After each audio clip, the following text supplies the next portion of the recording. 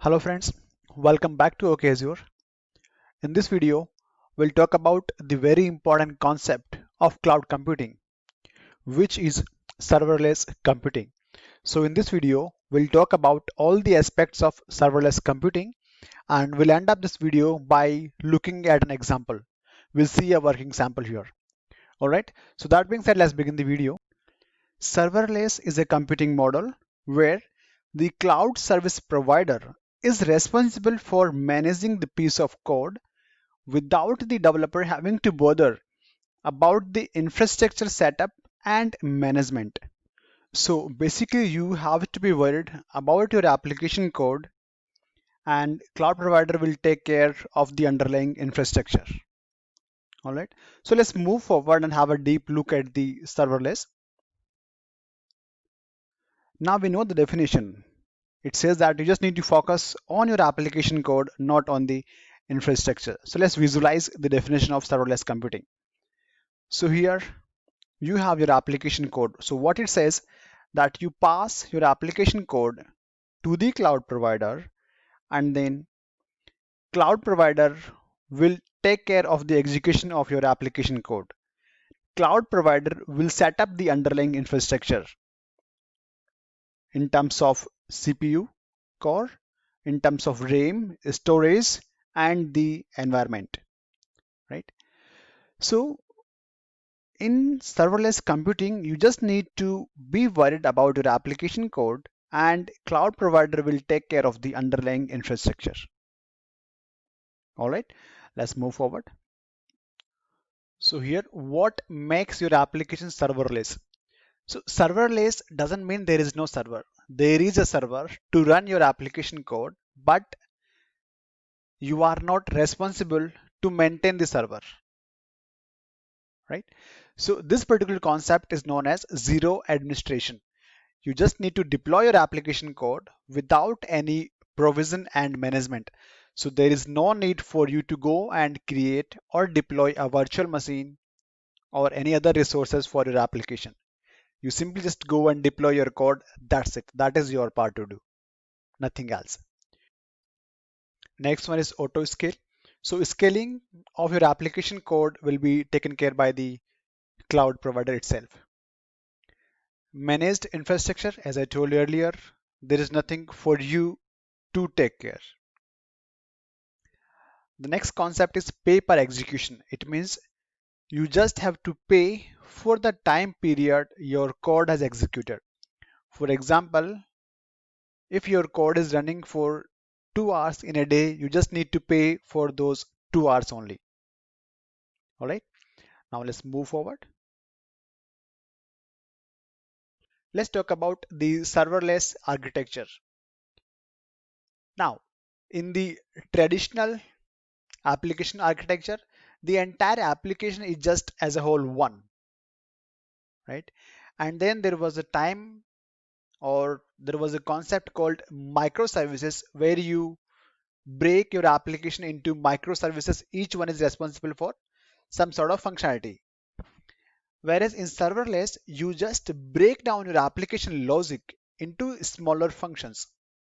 Each one is responsible for some sort of functionality, right? So serverless is also known as function as a service because each part of your application is divided as a function. Whereas in case of traditional architecture, an application is treated as a whole. So serverless applications are usually divided as separate units or functions based on their functionalities like process order, generate invoice, or trigger alerts. So as you can see here, your application code has been divided into three functions. One is to authorize the user, second one is content service, and next one is user service. So this is how you can go and break down your application into smaller functions. Each one is taking care of some responsibilities. All right, let's move forward. Now, the cost is very important factor in any business. Like in traditional architecture, if your business grows, you need to buy more computing power, more resources. So basically you need to invest more money as your business grows. Serverless computing, as I told you earlier, the concept here is pay per execution. For example, or your application code is just running for 2 hours, you just need to pay for 2 hours. When your business grows, you just need to pay for 5 hours in a day, right? So the cost will be linear as your business grows. You don't have to worry about the underlying infrastructure, right? So this is a very important concept and very important reason why people are moving to serverless providers. Okay, so like Amazon has something called AWS Lambda, Google has Google Cloud Functions, Azure has Azure Functions, and other cloud providers also providing the serverless computing. Here in this video, we'll talk about Azure Functions. We'll see a demo. Now, how Azure Functions work? So basically, you will have a trigger object or basically an event which will just go and run your function. Your function can take some input and it can also produce some output that you can write to some storage, right? So as you can see here in this diagram, there is a trigger which will invoke your function which is running on the cloud, and your function can take some input, right? And it can process the logic and write the data set or the result into a storage. All right. Now let's go and see how Azure Functions works. So I'll simply go and log into the Azure portal. All right, so I'm here. So what I will do is I'll go to the menu, then all services. I'll go to compute and I'll select function app. So let me just go and create one. Now we need to have a resource group. So I'll simply go and create a resource group. Okay, Azure RZ is my resource group name. Function app, for example, I'll just go and create OK Azure monthly report. So this is my function which will generate monthly reports. Now here you need to go and select either code or a Docker container.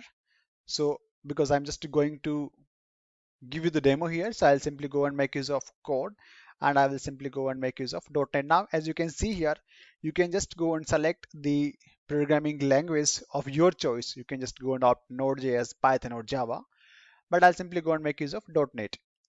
Resin, I'll simply go and choose EastUS.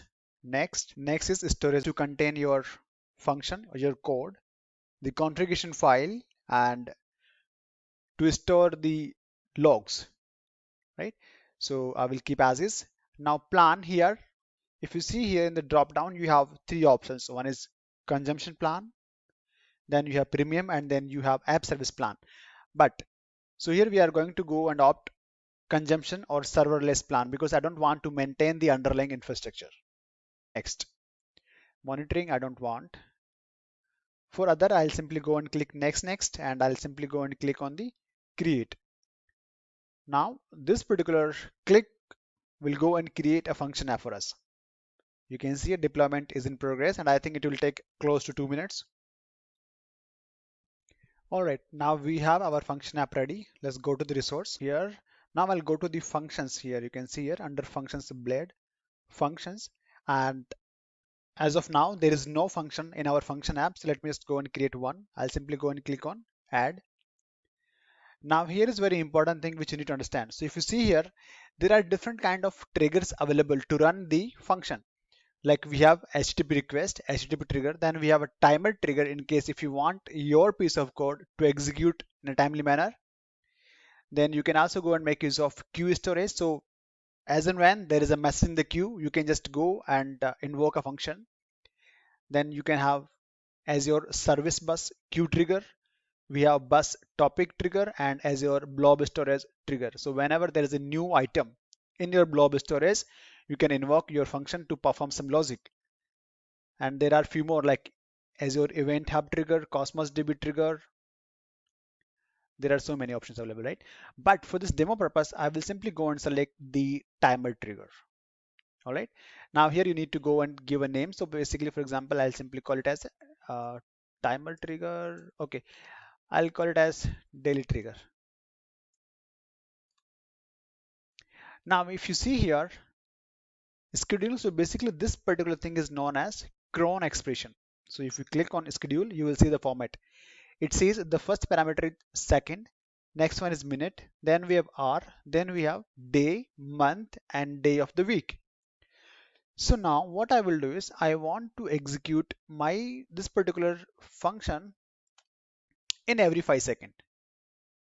All right, let me click on add. Okay, it's done. Now let's go to the code plus test that you can see here.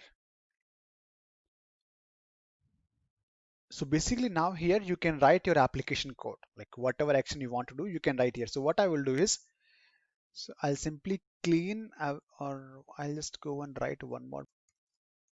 Okay, Azure.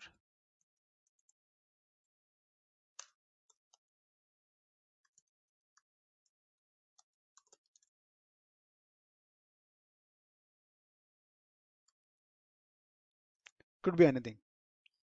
And I'll click on save. Executed in the interval of 5 seconds. Now you can see here. Okay, Azure, testing Azure function app. 54, then 00. So now you see, right? So this particular piece of code is executing in every 5 seconds.